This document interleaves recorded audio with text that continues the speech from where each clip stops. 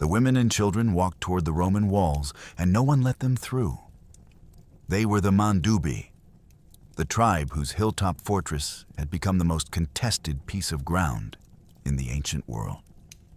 80,000 Gallic warriors were trapped behind them. 100,000 more were closing in from the other side. And between those two forces, in a strip of no man's land, barely wide enough to die in, the civilian population of Alesia stood and waited for someone to save them. Nobody did. Here is what makes that moment historically strange. The man who refused them entry wrote about it himself. Julius Caesar, in his own military memoir, recorded that he posted guards along the rampart with orders not to allow a single civilian through his lines. He did not bury this detail. He did not frame it as a regrettable necessity. He documented it in the same measured prose he used to describe ditch measurements and timber specifications, and then moved on to the next tactical problem. That question has no clean answer. Caesar was not a man who lacked self-awareness. He was arguably the most sophisticated writer in the Roman world. He knew what he was recording. You'll discover that the trap systems Caesar built at Alesia, iron hooks buried in the earth, concealed impalement pits, interlaced sharpened stakes, were physically confirmed by French archaeologists 19 centuries after Caesar described them. Which means every detail of this story is more verified than almost any other siege in ancient history. You'll discover that the man commanding the Gauls against him may have served in Caesar's own army before the war began, and that Caesar, who documented almost everything, is silent on this point specifically. And you'll discover that the language the Roman Senate used to honor what happened at Alesia had never been applied to any Roman victory before it, which tells you something about what the men who sent Caesar to Gaul understood they had actually bought.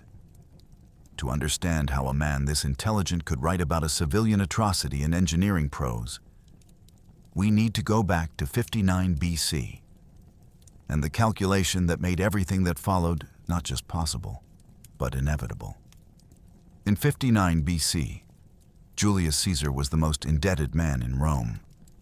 This is not a metaphor. The debts were financial, political, and existential, and all three were about to come due at once. He was 40 years old, recently elected consul, and by most contemporary assessments, running out of time. The political arithmetic of the late Roman Republic was unforgiving. A man of Caesar's ambition needed money to fund campaigns, campaigns to earn glory, glory to attract allies, and allies to stay alive in a world where political enemies regularly destroyed their rivals through prosecution the moment those rivals lost their legal immunity. Caesar's immunity was the consulship. The consulship was expiring.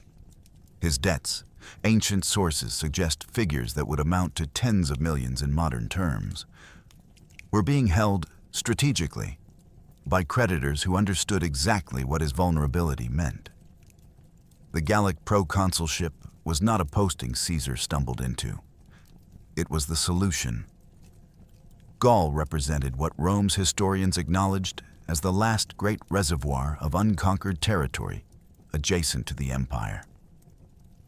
And unconquered territory meant slaves, tribute, plunder, and the political currency that only military triumph could generate.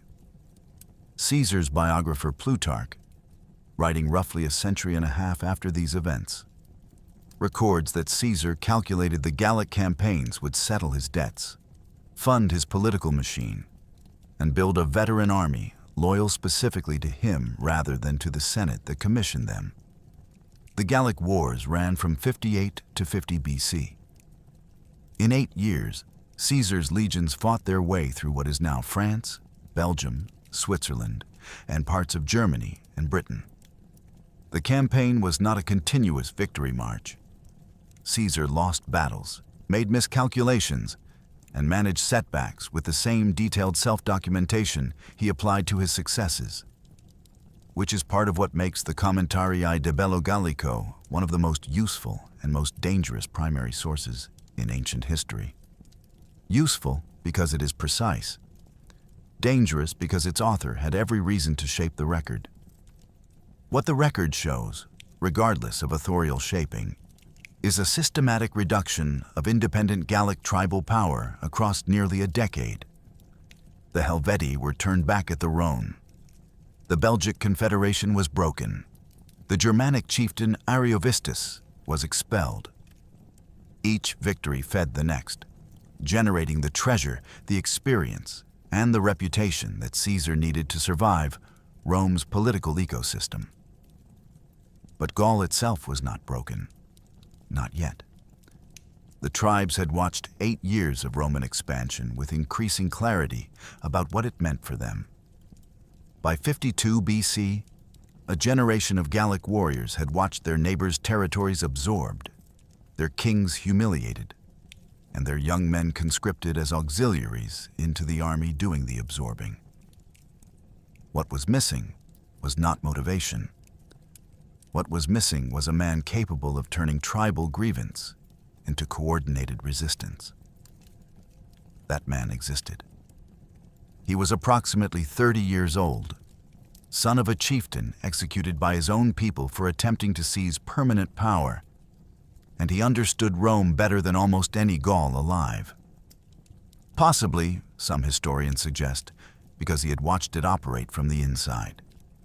His name was Vercingetorix, and in the winter of 53 to 52 BC, he lit a fire in central Gaul that Caesar had not anticipated and could not simply march away from. The war Caesar had come to fight was about to become a war for survival. The name itself was a title. In the Gaulish language, Vercingetorix translates roughly as King of Great Warriors. And unlike most honorifics, this one was earned in the worst possible circumstances, by a man whose political inheritance was a death sentence. His father, Celtillus of the Arverni, had been executed by his own tribe sometime in the 70s BC. The charge was attempting to seize kingship over all the Gauls, an ambition the tribal councils considered intolerable. The execution sent a specific message. In Gallic political culture, concentrated power was the enemy of the Confederate system. The son of the man killed for wanting that power was, from birth, both suspect and uniquely positioned. Vercingetorix grew up knowing exactly what overreach cost and exactly what it could accomplish. Caesar's own text describes him in admiring terms that are notable precisely because Caesar was not given to admiring enemies. The Commentarii calls Vercingetorix a man of exceptional energy who held his followers to strict discipline through a combination of personal authority and ruthless enforcement. Caesar documents that Vercingetorix ordered the ears cut off of deserters and their eyes gouged out as an example to others. This is not the portrait of a romantic nationalist. It is the portrait of a military professional who understood that tribal armies, historically prone to emotional decision-making and premature engagement, needed to be operated like machinery. His strategic doctrine had a single organizing principle: deny Rome the ability to feed itself. The Roman legions required enormous quantities of grain to sustain a field campaign.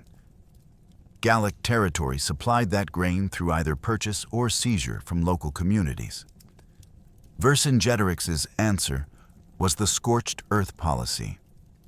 Burn the granaries, destroy the villages, force the Romans to operate at the end of an impossibly extended supply line through hostile territory in winter. It was not the strategy a warrior culture preferred. It required Gallic chieftains to burn their own people's homes. Several refused. Most eventually complied, because Vercingetorix was persuasive about the alternative. Some modern historians, most notably Giuseppe Zecchini, have proposed that Vercingetorix may have served as an auxiliary in Caesar's own campaigns before the revolt.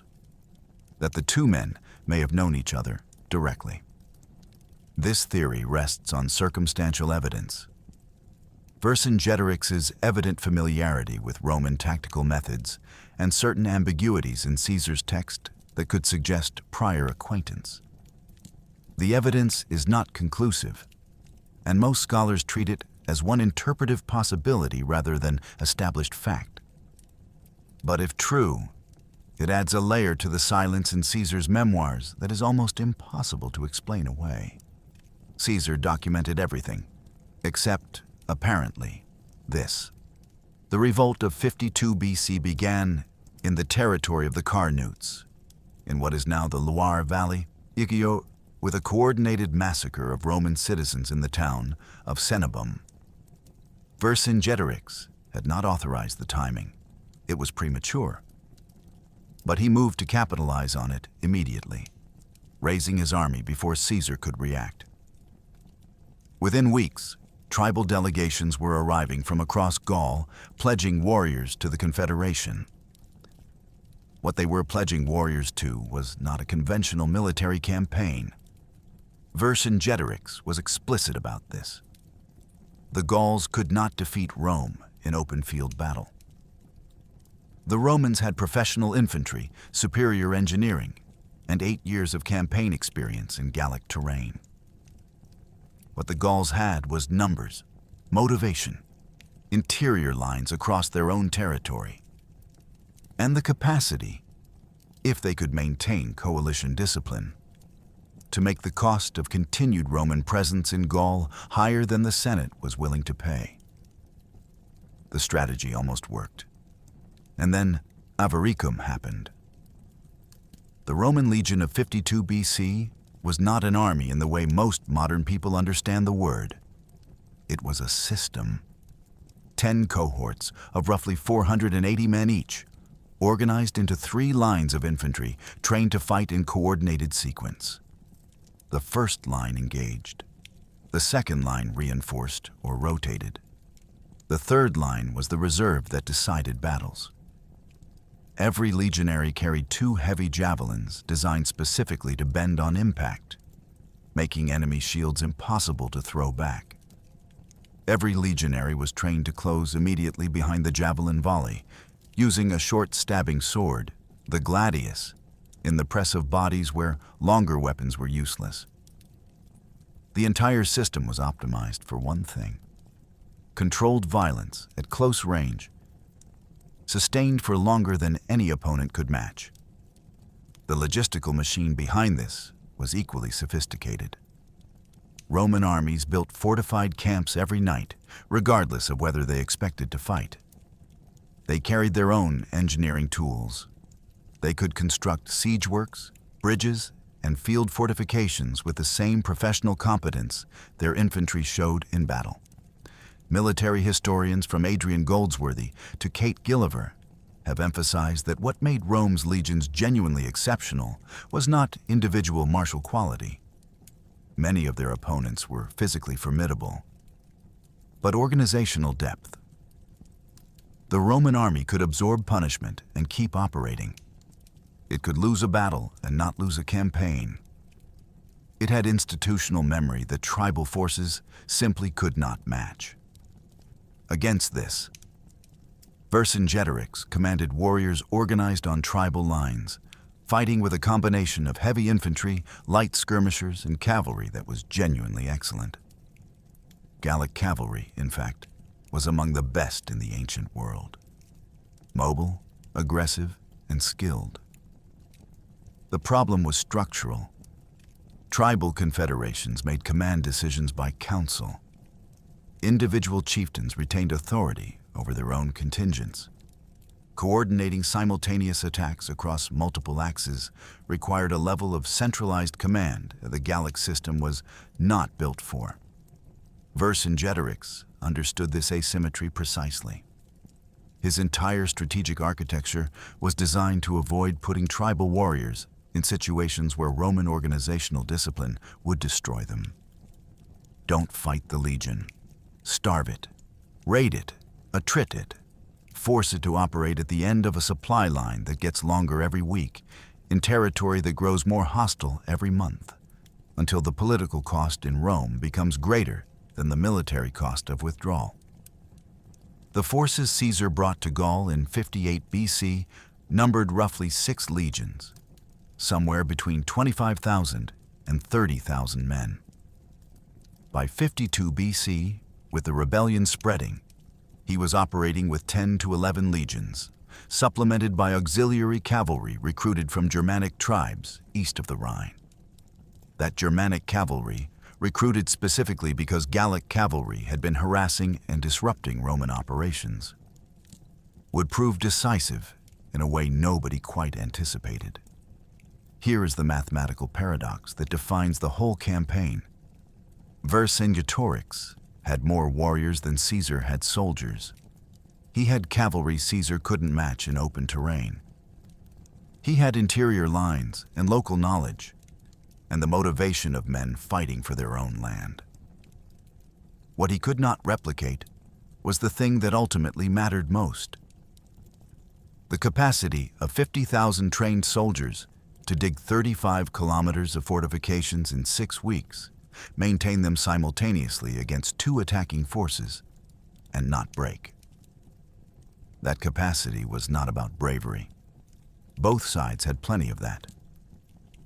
It was about something more difficult: institutional trust in a system, even when the system appeared to be failing. That trust was about to be tested as severely as anything in Roman military history. Avaricum is where the war turned personal, in a way neither side fully recovered from.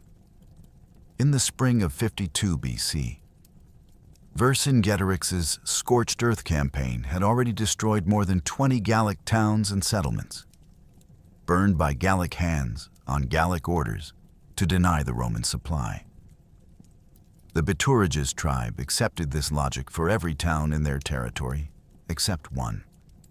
Avaricum, modern Bourges in central France, was, by Caesar's own description, one of the most beautiful cities in all of Gaul. The Bituriges argued before Vercingetorix's war council that it could be defended. Vercingetorix argued it could not. He was overruled.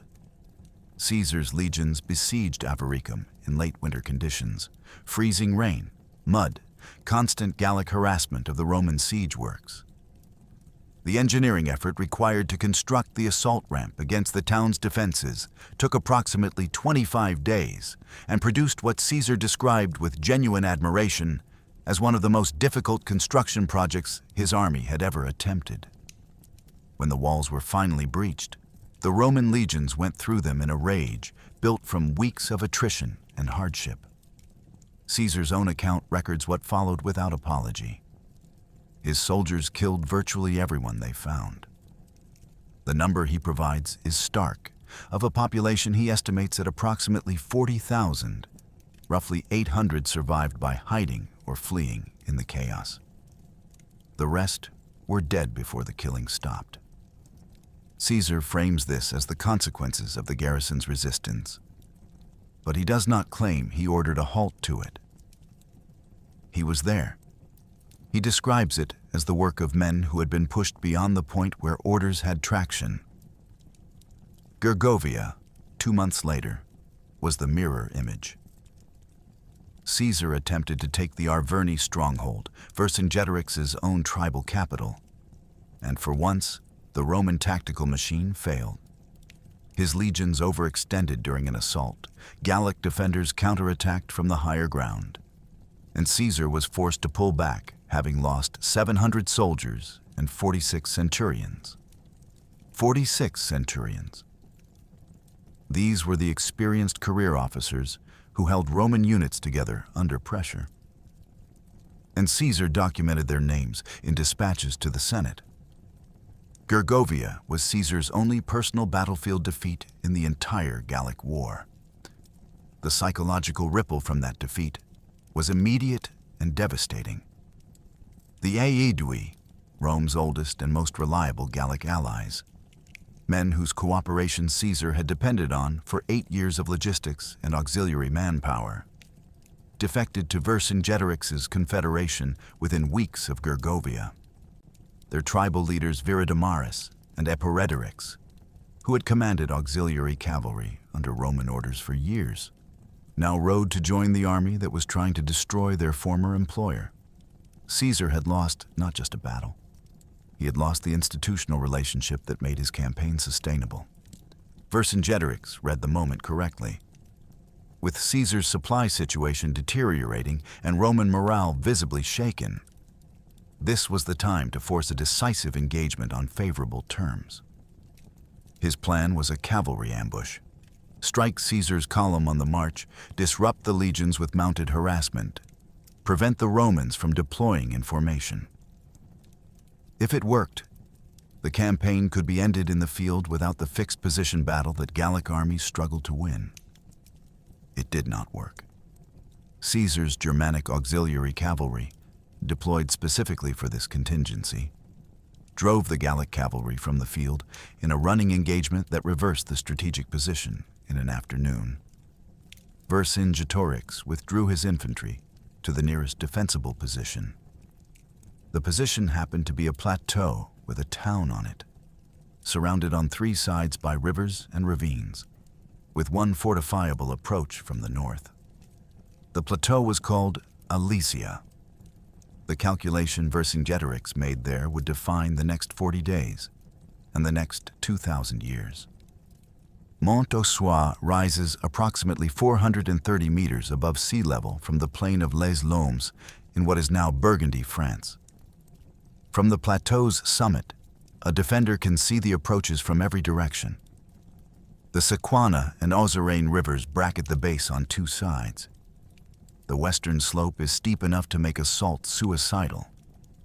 The northern approach, the one comparative flat, runs across a saddle that can be covered by fire from the walls. Vercingetorix chose it deliberately.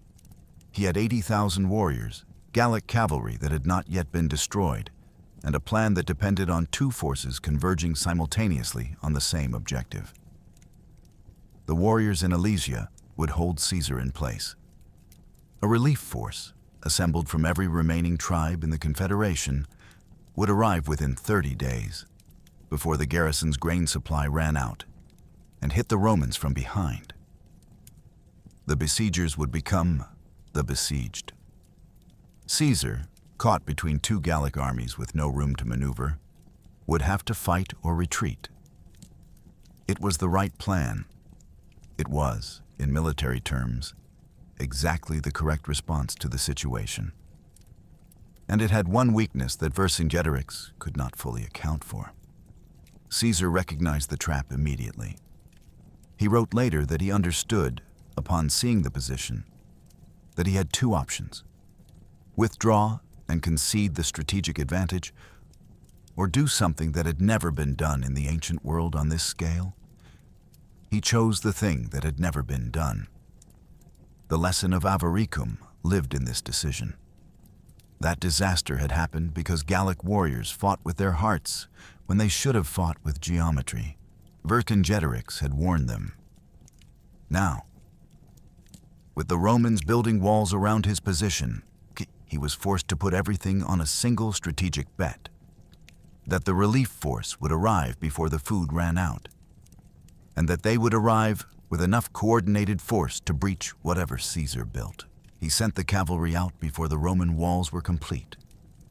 Every Gallic horseman rode out through the unfinished gaps in Caesar's lines with a single instruction: go home to your tribes, report what is happening at Alesia, and return within 30 days with every warrior Gaul can field.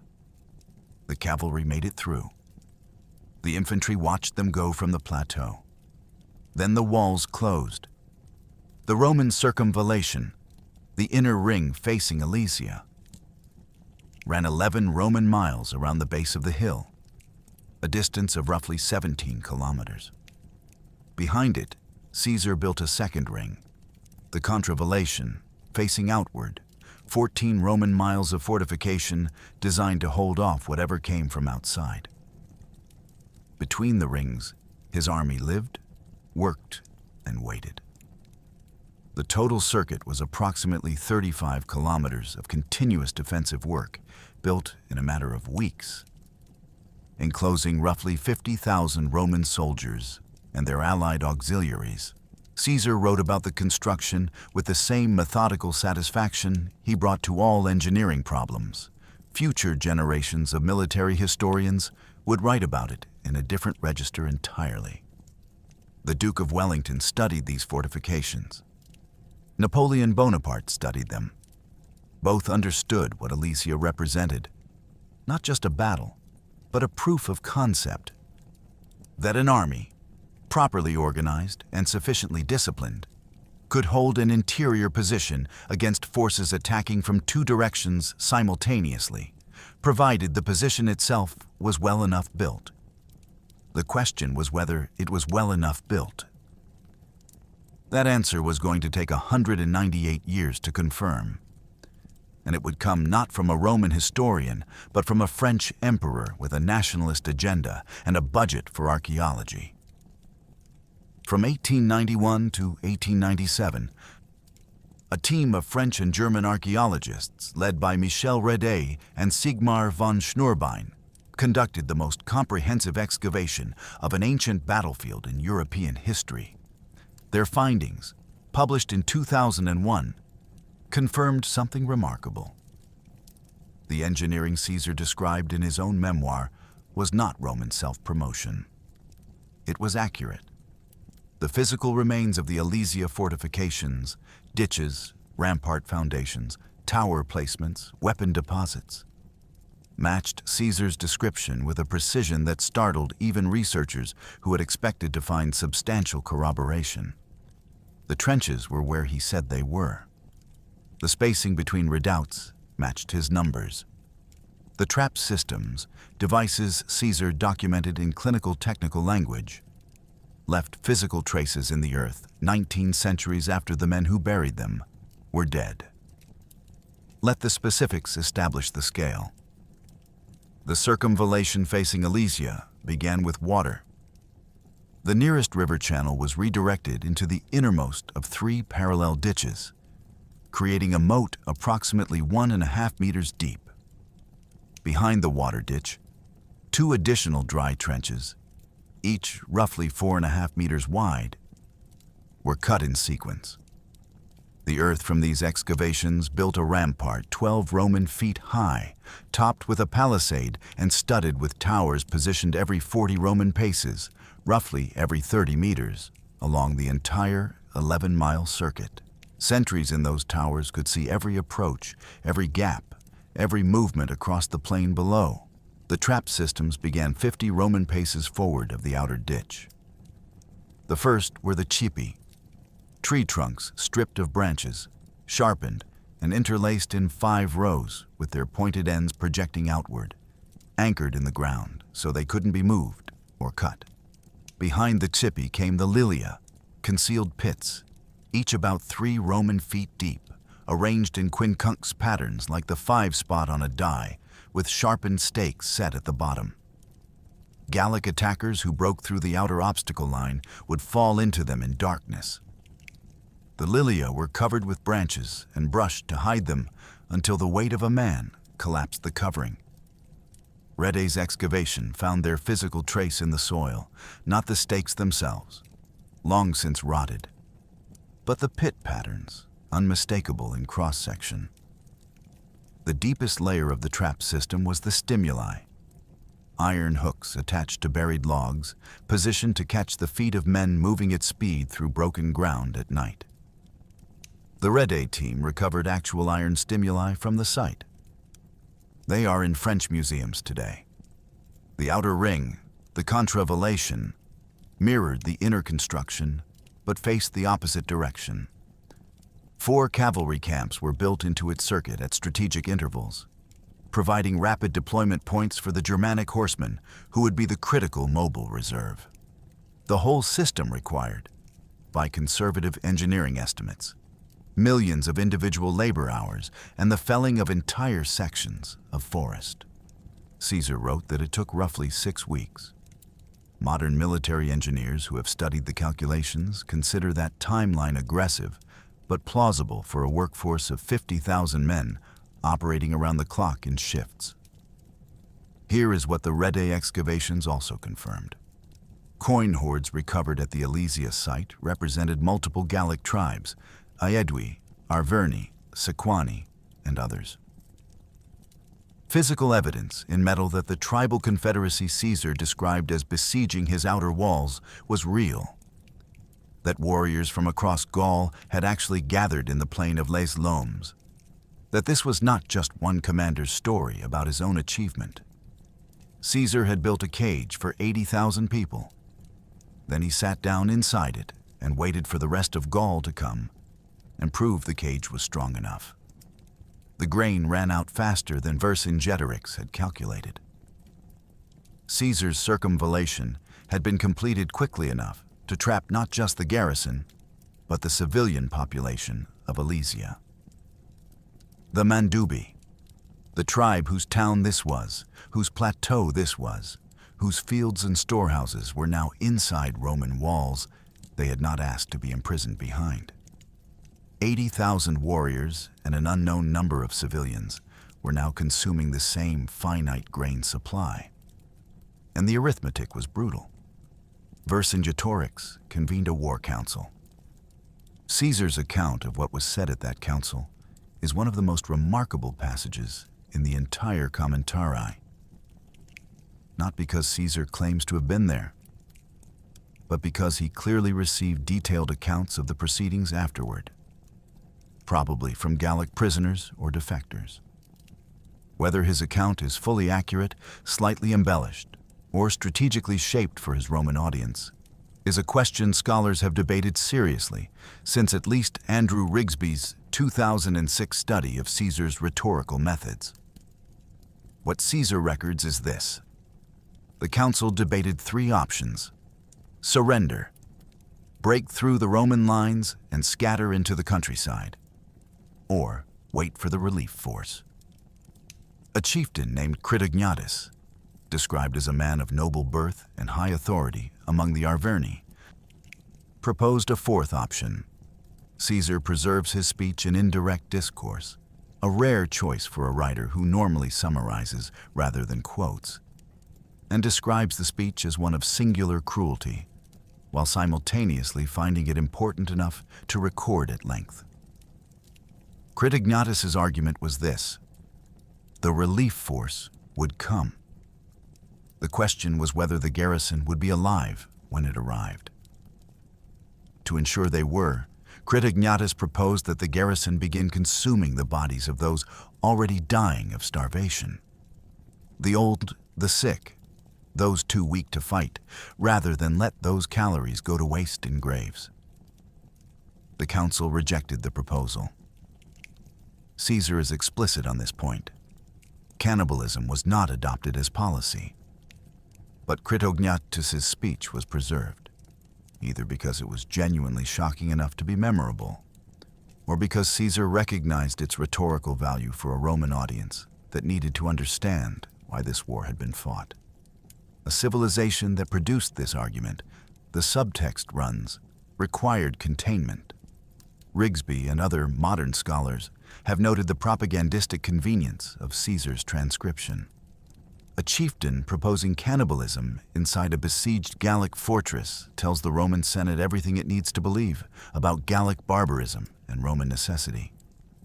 Whether Critognatus made the argument Caesar attributes to him, or whether Caesar amplified what was a more tentative suggestion, or whether the speech is substantially Caesar's creation placed in a Gallic mouth, none of this can be resolved from available sources.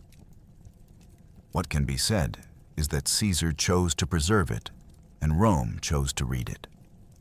And the choice was not politically innocent. What the council did decide, the decision they actually implemented, was the one that would haunt Alesia's memory longer than any battle that followed. They expelled the civilians. The Mandubi, the civilian population of the town whose plateau had been turned into a fortress, were ordered out of Alesia. The reasoning was military and coldly logical. Every mouth the garrison was not feeding extended the grain supply for those who could fight. Children, women, the elderly. None of them could hold a spear against the Roman circumvallation. Every day they ate was a day less the garrison had before starvation forced surrender. Vercingetorix, or the council, or both. The sources do not specify who gave the final order. Expelled the civilian population of the Mandubii through the gates, sent them toward the Roman walls. What happened next is documented in Caesar's own words, not paraphrased, not reconstructed from later historians. Caesar wrote in the first person, in his own military memoir, intended for public circulation in Rome. He had guards posted all along the rampart with orders not to allow any of them inside Roman lines. The Mandubii were trapped in the space between the walls. They remained there for the duration of the siege. They begged, according to Caesar's account, to be received as slaves, if not as free people. At least slavery meant food.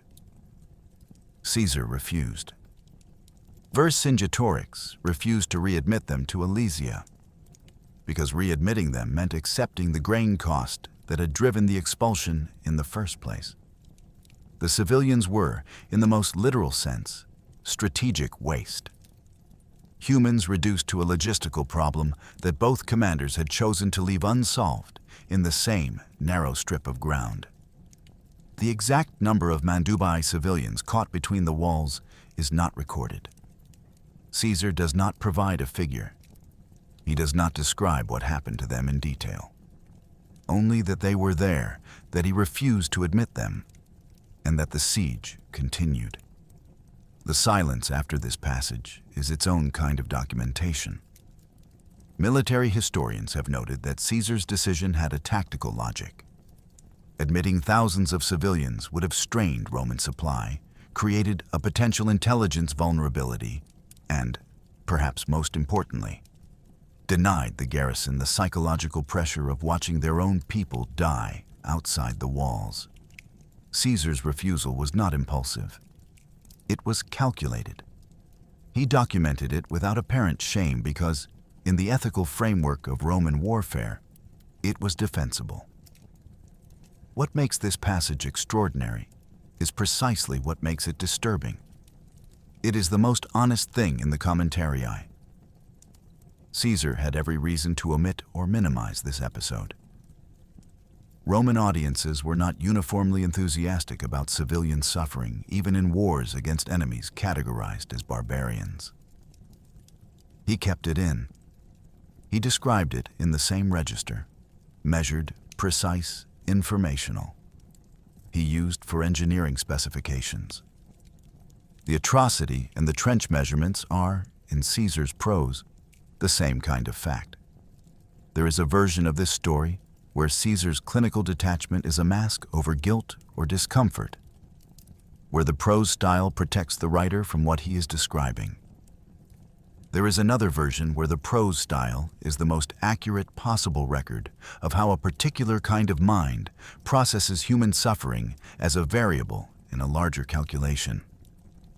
The sources do not resolve this. They only preserve the words. This is the man who put on his red cloak at the crisis of the battle. This is the man who admired Vercingetorix. This is the man who, by his own account, left women and children to die between his walls because the tactical calculus required it. The relief force was coming. Whatever was about to happen to the Mandubii between those walls was going to happen against the backdrop of the largest military engagement in the history of Gaul. Sometime in late September of 52 BC, the sentries on Alesia's plateau saw something that would have changed the quality of the air on that hill. A vast camp, covering several square kilometers, was spreading across the plain of Les Lomes to the northwest. Caesar, who estimated the relief force at 250,000 warriors, a figure most modern historians consider significantly inflated, placing more credible estimates at between 100,000 and 150,000, recorded that the plain was too small to contain them, even discounting Caesar's obvious incentive to maximize his numbers. The physical evidence supports an army of extraordinary size. The coin hoard's Redes team recovered near the relief camp positions represented Gallic tribes from across the entire territory. Aedui, Arverni, Sequani, Senones, Bituriges, Bellovaci, and more. A confederation assembled under genuine existential pressure. The 4 men commanding this force represent, in themselves, a compressed history of how completely the Roman presence in Gaul had fractured existing political alignments.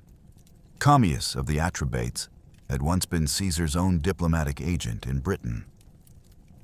The man Caesar had sent ahead during his British expeditions to prepare the way, who had been briefly imprisoned by the British before Caesar's arrival. He was now commanding an army against the man who had appointed him. Vercingetorix was the cousin of Vercingetorix, an Arverni, fighting in the most personal possible terms for his tribe's survival. And Viridomarus and Eporidyrix, the 2 Aeduan commanders whose names had appeared in Caesar's dispatches for years as valued auxiliary cavalry leaders, were now directing their former employer's enemies from the high ground of the relief camp. Caesar's former allies, men who had ridden with Roman eagles, were now across the plain from those same eagles. The joint command structure that emerged from the 4 commanders was the relief force's greatest strength and its most serious vulnerability. Assembling 100,000 warriors from a dozen tribes required political negotiation, not just military organization. Decision-making moved through council consensus. Tactical coordination across multiple simultaneous attack axes. The kind of coordinated action that could actually breach Caesar's contravallation in multiple places at once. Required exactly the centralized authority that the tribal confederation system was structurally resistant to producing. From Alesia's plateau, the garrison could see the relief camp. Caesar records that this produced a surge in morale among the besieged. They could hear, or at least see evidence of, activity in the Roman outer ring. They knew the moment was approaching. The cavalry that had ridden out through the unfinished walls weeks earlier had done its work. The first clash came in the open plain, a cavalry battle between the Roman Germanic auxiliaries and the Gallic horse. Caesar describes this as a genuine contest, fought through an entire afternoon with the result in doubt for hours before the Germanic cavalry's cohesion and Caesar's tactical deployments gave Rome the advantage. The Gallic cavalry withdrew to the relief camp. The infantry on both sides watched. That evening, the relief force commanders made a decision that reflected both the urgency of the situation and the limits of their coordination capacity. They would attack the outer walls at night. The night assault on Caesar's contravallation was preceded, according to Caesar's account, by the relief force spending several hours in preparation, filling their shield covers with fascines, bundles of sticks intended to bridge the Roman ditches, and gathering ladders and grappling hooks. This was professional work, the kind of preparation that indicated commanders who understood what they were attacking and had thought carefully about how to do it. Then, at midnight, the outer walls of the Roman position erupted with the sound of horns, torches, and simultaneous attack across a broad front. The tactical logic was sound. A night assault across a wide perimeter forces a defender to split attention and reserves, prevents concentrated response, and exploits darkness as a partial equalizer between organized and less organized forces. The Gallic relief force had numbers large enough to maintain pressure at multiple points simultaneously. Inside Alesia, the garrison responded to the signal by launching their own assault on the inner circumvallation. The 2 forces coordinating their pressure in a pincer that the Romans had to answer from the inside of a ring. Caesar writes that the engagement was violent and extended. The Romans used slings, artillery, and the physical advantages of their prepared fortifications, higher ground, covered positions, cleared fields of fire, to hold the perimeter through the night. The relief forces fascines partially bridged the outer ditches in several sectors, but did not create gaps in the main rampart. The garrison's assault on the inner ring was repulsed at multiple points. Dawn ended the first night's action without a decisive breach. Both attacking forces withdrew to regroup. The second major engagement began while there was still light.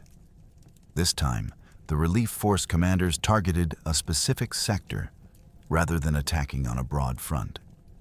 A shift that indicated either learning from the night assault or intelligence about Roman dispositions. The attack struck a stretch of the contravallation where the terrain provided an approach that partially masked the assault from Roman missile fire.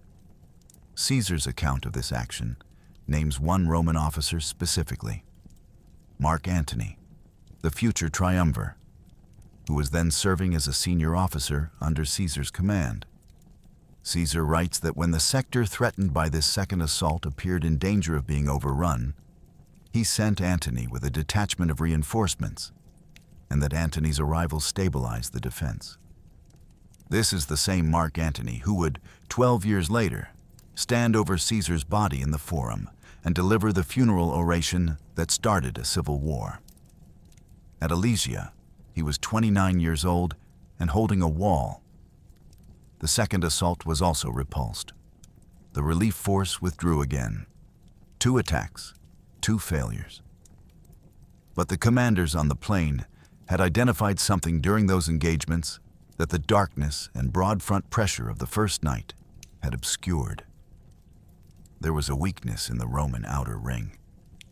It was in the northwest, where the terrain forced a deviation in the contravallation's line. A sector where the available ridgeline didn't permit the full double-ditch system, where the rampart was comparatively less robust, and where the approaches from the north created a natural avenue of assault. They had held this discovery back. They were going to use it in the morning with 60,000 men. The third day was the crisis. Vercingetorix, Vercingetorix's cousin, led 60,000 warriors selected from the best fighters in the relief force toward the northwest sector in the early morning hours. The selection of this commander for this assault was deliberate.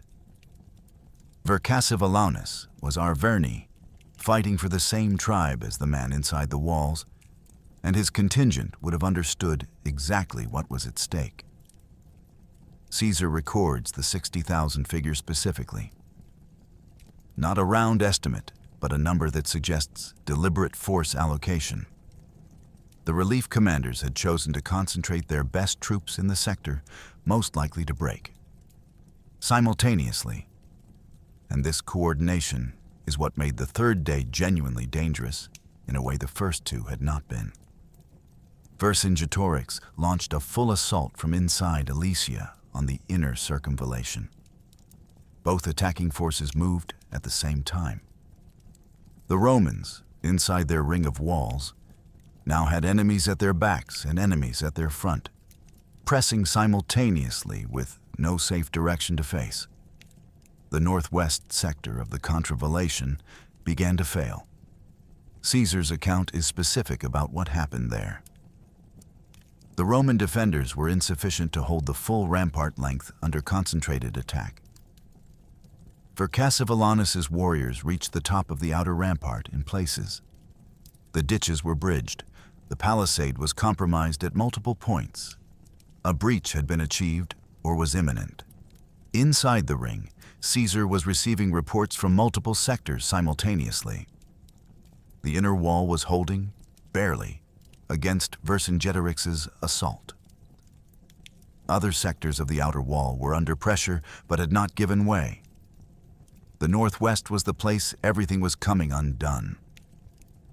He sent Labienus, his most trusted senior commander, the man who had managed much of the Gallic campaign's difficult northern operations, to the northwest with 6 cohorts, roughly 3,000 men, and instructions to hold, or, if holding was impossible, to break out and attack.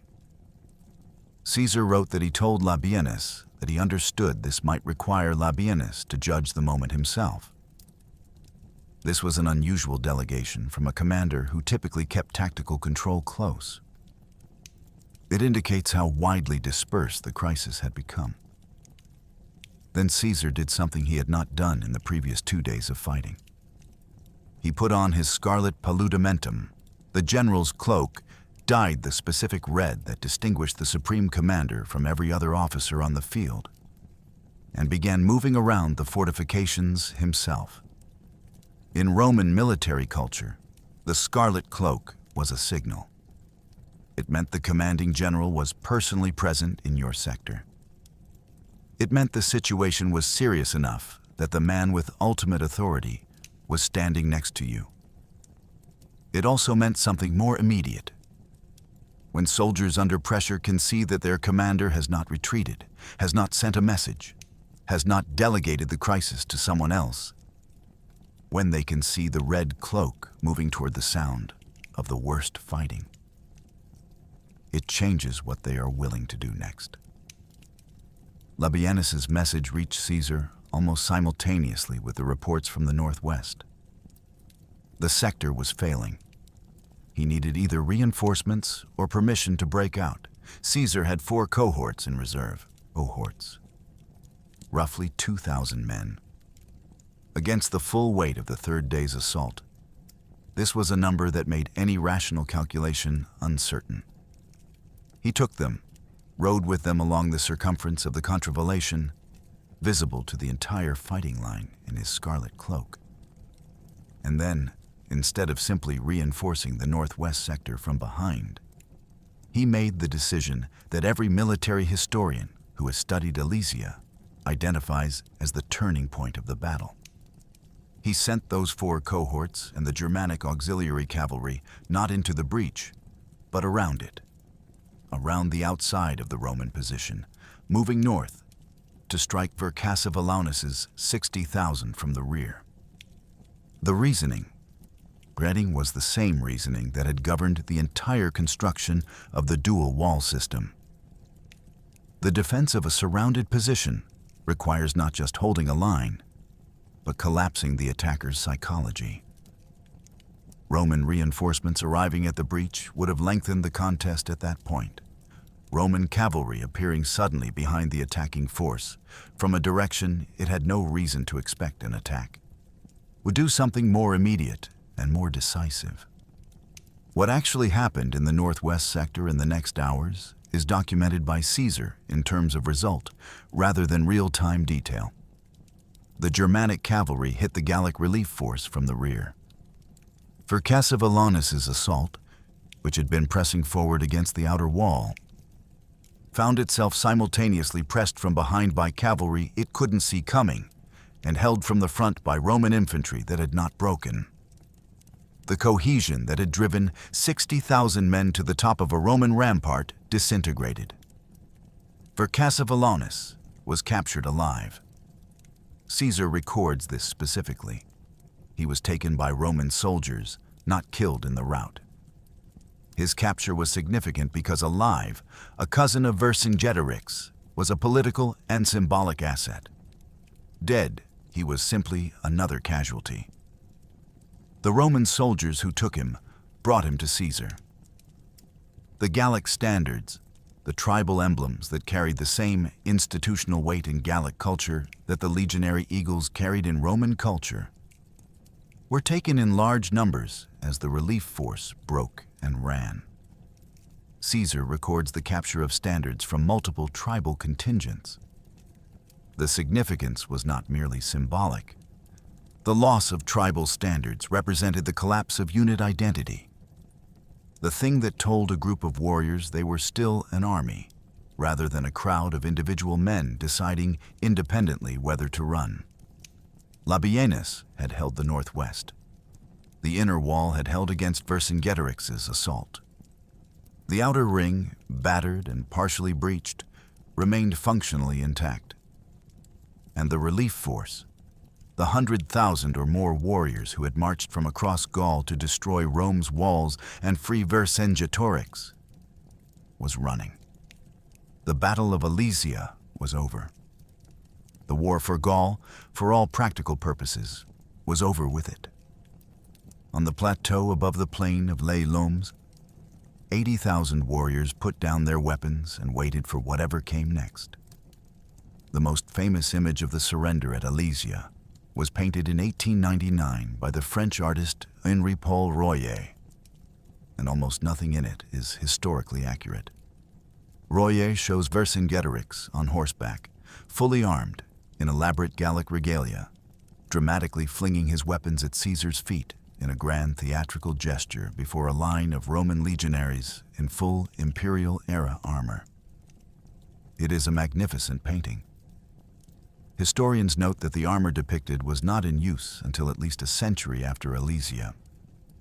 The dramatic horseback gesture is from Plutarch's biography of Caesar, written roughly 150 years after the event. And Caesar himself, the primary source, the man who was actually there, does not describe it that way at all. Caesar's account of the surrender is brief and notably clinical. He writes that Vercingetorix convened a council of the tribal leaders remaining in Alesia, told them that he had undertaken the war not for personal advantage, but for the liberty of Gaul, and that since fortune had turned against them, he was offering himself to them, to do with as they saw fit, either to send to Caesar as a peace gesture or to kill him themselves. The council sent messengers to Caesar. Caesar had his troops stand to arms in front of the camp fortifications. Vercingetorix came out. He sat in front of Caesar. He was taken into custody. That is the account of the man who was present, written within months of the event. No dramatic gesture. No theatrical weapons throwing. A brief, clinical transaction between two military commanders who had spent 3 months trying to destroy each other, conducted with the formal procedural brevity that Caesar applied to everything that was finally over.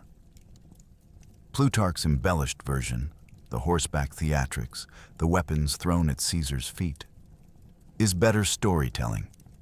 It is not better history. The distinction matters because the iconic image of Gallic defeat that saturated French national memory for centuries was built on Plutarch's drama, not Caesar's record. The practical consequences of surrender were immediate and documented. Caesar's legionaries received 1 prisoner each, Gallic warriors distributed as slaves on a per-soldier basis. The exact total is unrecorded, but with roughly 50,000 legionaries and 80,000 prisoners, the arithmetic suggests tens of thousands of people entering Roman slavery in a single afternoon. Some tribal leaders, including Commius, who had escaped during the relief force's rout, were explicitly spared as a political calculation. Most were not. The Roman Senate's response to the news arrived in the form of a formal declaration of public thanksgiving, the supplicatio. Caesar received a 20-day supplicatio for the victory at Alesia. This was the longest ever granted for a single Roman military achievement to that point in history. The Senate had been granting such thanksgivings for Roman victories for centuries. They had never granted one this long. Whatever they understood about what had been accomplished at Alesia, they found it worth 20 days of formal recognition. Vercingetorix was taken to Rome. He did not die there immediately. The Tullianum is still there.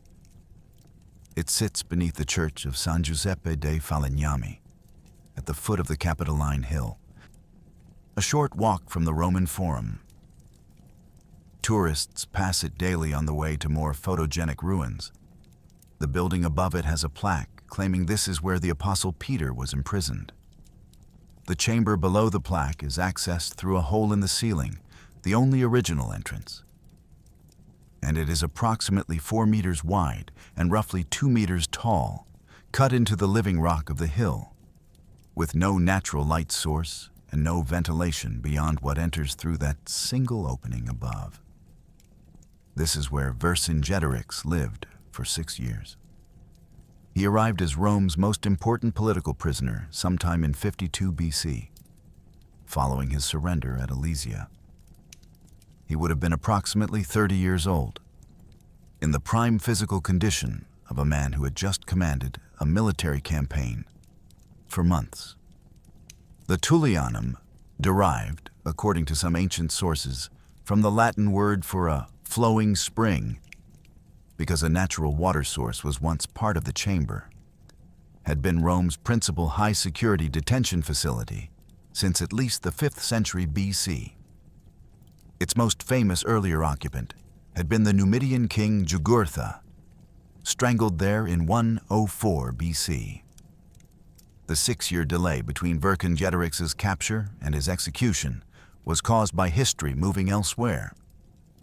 In 49 BC, 3 years after Alesia, Caesar crossed the Rubicon River with his army and began the civil war against Pompey and the Senate. The military and political situation that followed consumed everything. Pharsalus, where Caesar broke Pompey's army. Egypt, where Pompey was murdered before Caesar arrived. Alexandria, where Caesar met Cleopatra. Zela, where he destroyed Pharnaces in a campaign so swift he described it to the Senate in 3 words: Veni, Vidi, Vici. The war in Africa against Pompey's surviving allies. The Spanish campaign. Caesar became dictator. The Roman world reorganized itself around a single figure. 6 years passed. In the Tullianum, the king of Gaul waited. In 46 BC, Caesar held 4 simultaneous triumphs over Gaul, Egypt, Pontus, and Africa, in a sequence of celebrations that Rome had never seen before in scope or ambition. It was in connection with the Gallic triumph that Vercingetorix was finally brought out. The method of his death is disputed. The historian Cassius Dio, writing in the early 3rd century AD, states that Vercingetorix was strangled.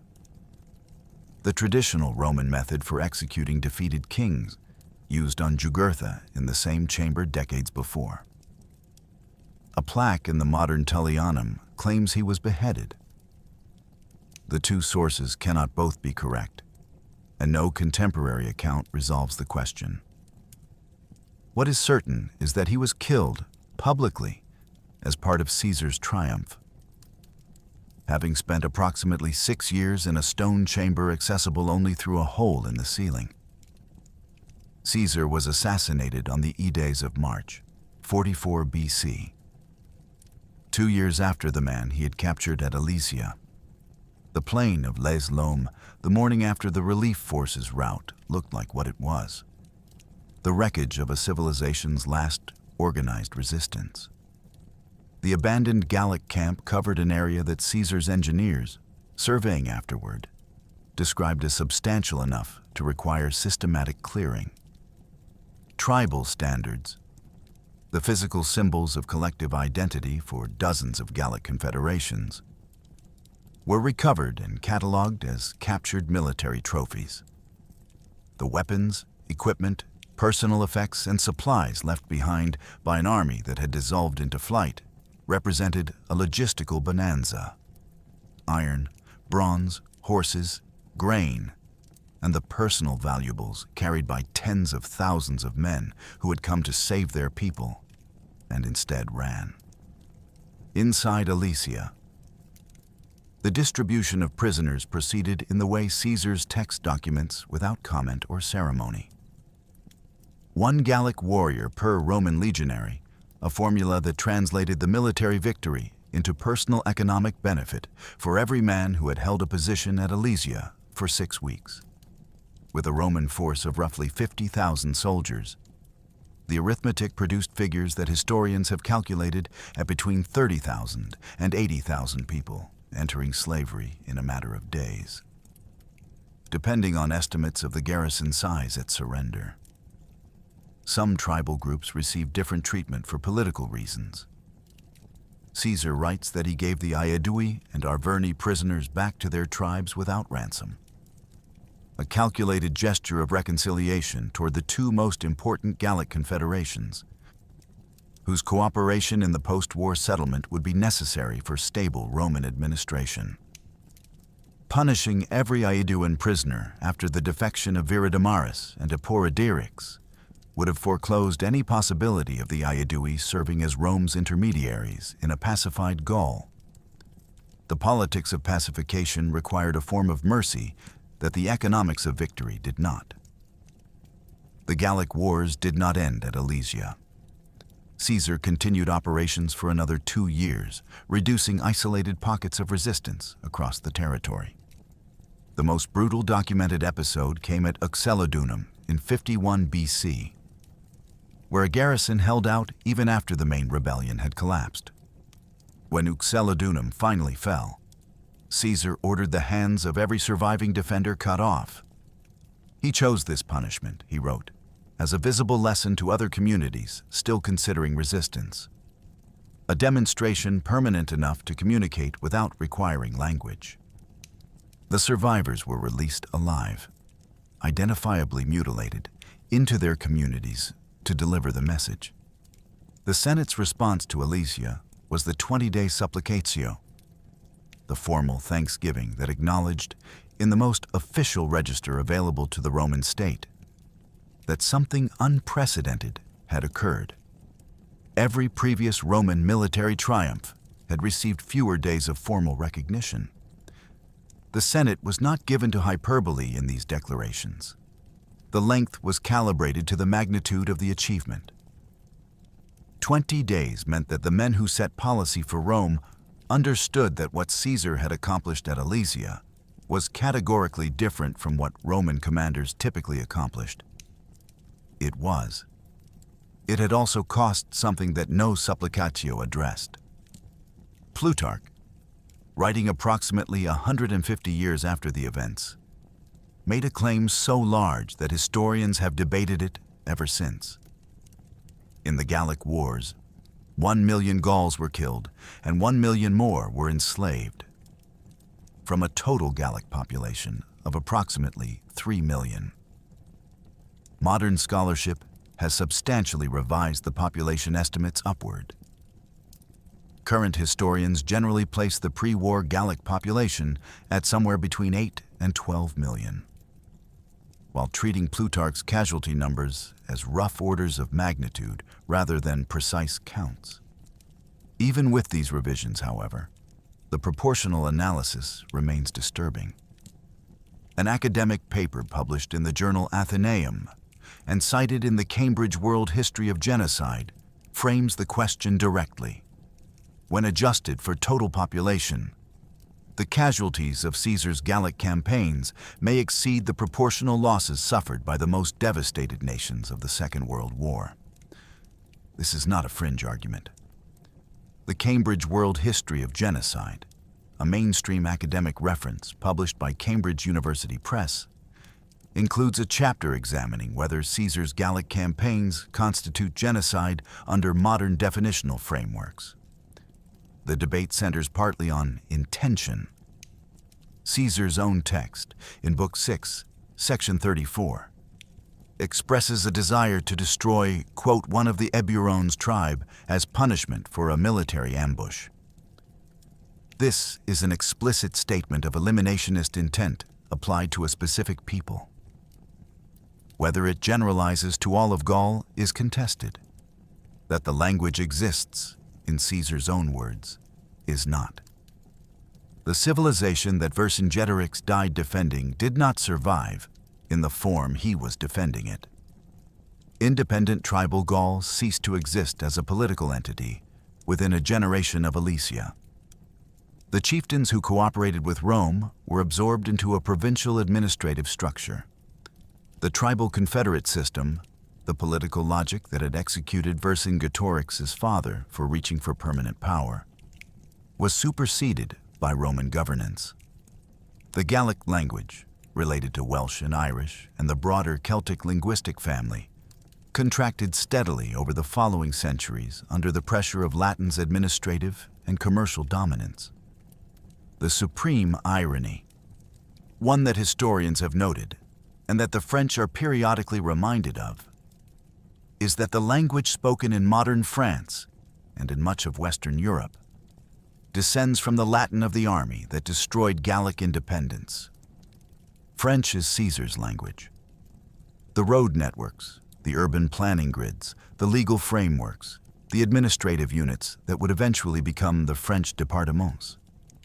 All of this came from the civilization that came through Alesia's walls.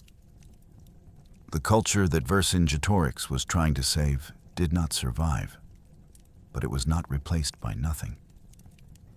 It was absorbed into something larger, and the absorption produced, over centuries, the civilization that would eventually call the man who destroyed it a hero. Caesar's Gallic campaigns financed his civil war. The treasure extracted from Gaul, slaves, gold, tribute, funded the legions that crossed the Rubicon in 49 BC, defeated Pompey, and ultimately produced the Roman imperial system that governed the Western world for 500 years. Alesia was not just a battle. It was the economic foundation of everything that followed. In 1861, Napoleon III, the nephew of Napoleon Bonaparte, then Emperor of France, funded an excavation of a hill in Burgundy. He wanted to confirm what most scholars already suspected, that the hill called Mont Auxois, near the town of Alise-Saint-Reine, was the site of Alesia. There had been a rival candidate, a location called Alesia in the Franche-Comté region, supported by a minority of historians. Napoleon III's excavations found Roman military equipment, Gallic weapons, defensive earthworks, and enough corroborating evidence to settle the question for most purposes. Then he commissioned a statue. Erected in 1865 on the highest point of Mont Auxois, the bronze figure of Vercingetorix stands over 7 meters tall on its pedestal. He is depicted as a noble, melancholy warrior, long mustache, flowing cloak, sword lowered, gazing toward the horizon with the expression of a man who knows how this ends.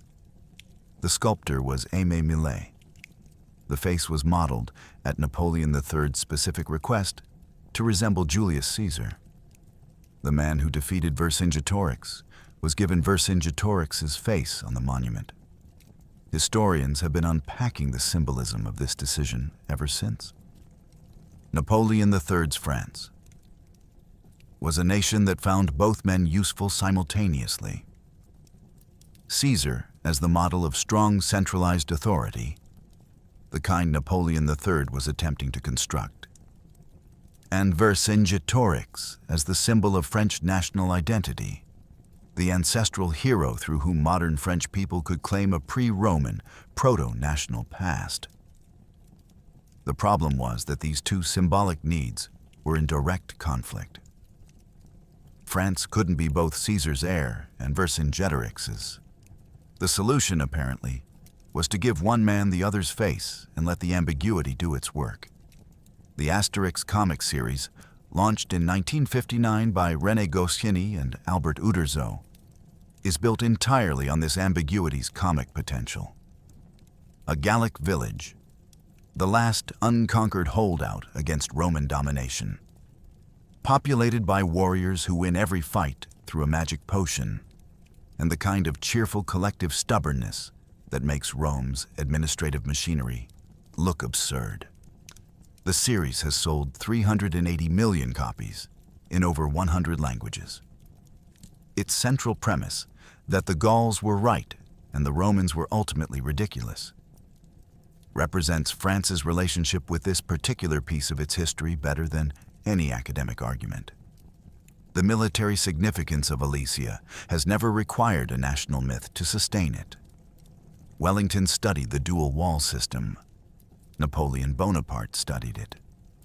Every major military academy curriculum that addresses ancient siege warfare includes Alesia as a primary case study in the use of interior lines, the coordination of simultaneous defensive and offensive action, and the psychological management of an army under sustained pressure from two directions. The engineering methods Caesar employed, the systematic use of obstacles in depth, the integration of cavalry reserves with fixed fortifications, influenced siege theory for centuries after the Romans. In the 1990s, Michel Redet's excavations confirmed what Caesar had claimed. The walls were where he said they were. The traps were as he described them. The coin hoards placed warriors from across Gaul exactly where Caesar said the relief force camped. The physical evidence and the literary record aligned in ways that, unusually, remarkably, made Caesar's account more reliable than any comparable ancient military memoir. You can visit Mont Ossois today. The Museo Park Alesia, opened in 2012, reconstructs sections of the Roman fortifications at full scale and contains the archaeological finds from Redet's excavations. The site itself is still rural Burgundy. Rolling hills, agricultural fields. The same plain of Les Lomes, where the cavalry battle decided the first day's action. The hill is unremarkable until you know what it is. And then it is impossible to look at normally. The women and children of the Mandubai tribe walked toward Roman walls, and nobody let them through. We started there. We should end there. Here is the complete picture.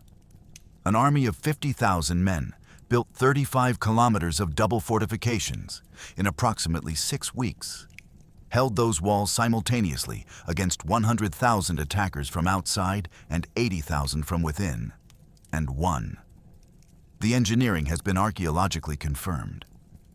The battle has been corroborated from multiple angles. The outcome was decisive enough to functionally end organized Gallic resistance. Here is also the complete picture. The man who built those walls documented, in his own words, that he left civilians to die in the space between them. He preserved a speech proposing cannibalism that his political enemies never had the chance to investigate. He distributed human beings to his soldiers as property at a rate of 1 per man. He later had the hands cut off of prisoners at Uxellodunum so the survivors could walk home as permanent examples. And he recorded all of this in polished Latin prose that was assigned reading in Roman schools within a generation of his death. The achievement and the atrocity were not separate events that happened to occur in the same place. They were the same event, understood from different angles. The walls that were strong enough to hold 100,000 Gauls out were also strong enough to hold the Mandubii civilians in. The engineering that made the Roman position impregnable made their position impossible. Caesar's genius for fortification was inseparable from his genius for using terrain, including the terrain of human desperation, as a tactical resource. Military historians are right to call Alesia the greatest feat of Roman engineering ever documented in the ancient world. Historians of genocide are right to include Caesar's Gallic campaigns in serious scholarly discussions about what that word means. Both of these things are true simultaneously. That's not a contradiction to be resolved. It's the actual shape of what happened. Vercingetorix spent 6 years in a stone room, waiting for an empire to finish its other business. Caesar was killed by his friends 2 years after the execution. Gaul became France. France built a statue with the conqueror's face on the conquered. We are still, 2,000 years later, trying to figure out what to do with the man who wrote down every detail of what he did, and called it, with no apparent irony, his commentaries.